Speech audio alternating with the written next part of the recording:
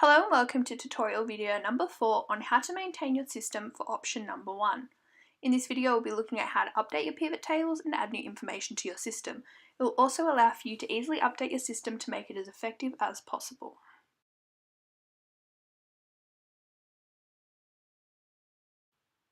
First we'll be looking at the class payment layout, and you'll want to rename both the class sheet and the pivot table sheet to avoid confusion. You can name them whatever you like that will work best for you. An example I have used is class 1 and class 1 filter or class 1 pivot table.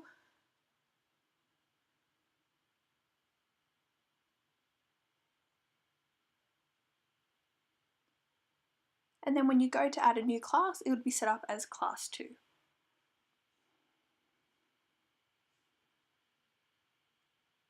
Next we'll be looking at updating the pivot tables. First you need to have put any new information in. No matter what it is, the pivot table will need updating. As you can see here, I'm going backwards and saying if they have paid for the week before. And then go to the pivot table, go to the data tab and click refresh. This includes if you add any new students, new payments or new dance styles to the information sheet.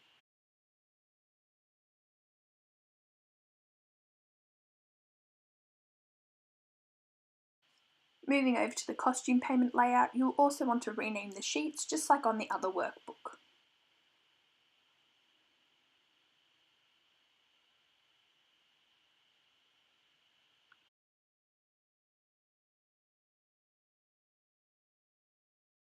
Again, any new information will need to be refreshed under the data tab.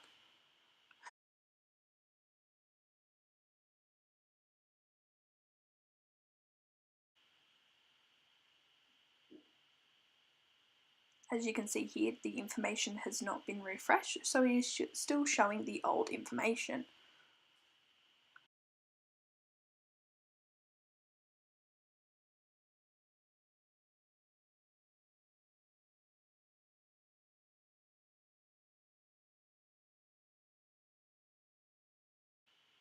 Now, if you want to add a second costume size for another company, the sizes may be different, you can. All you need to do is add a second column next to the first and put in the relevant information. Here I have put company 1 and 2, but you would want to name those after the actual companies to avoid confusion.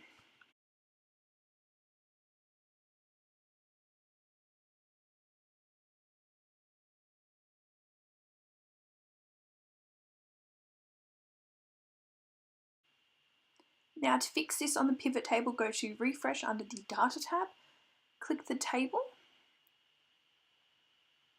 and go to pivot table analysis and select field list. From there all you'll need to do is add company 1 and 2 into the filter list.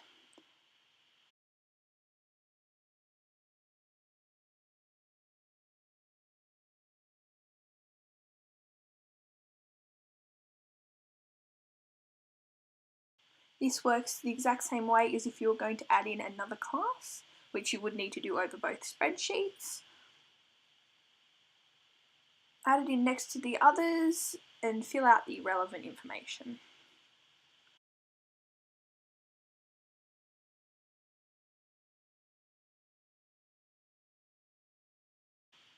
This is another example of what happens if you do not refresh the information. If you were to just go to the pivot table analysis and enter the field list, the next class would not have shown up.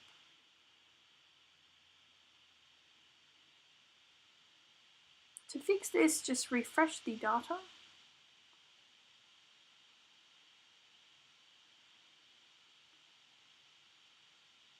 and go back to the field list, and then it should show up and it can be added in with the filters.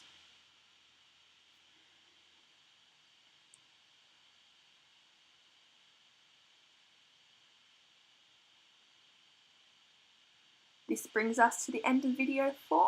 For more information, please refer to the booklet provided.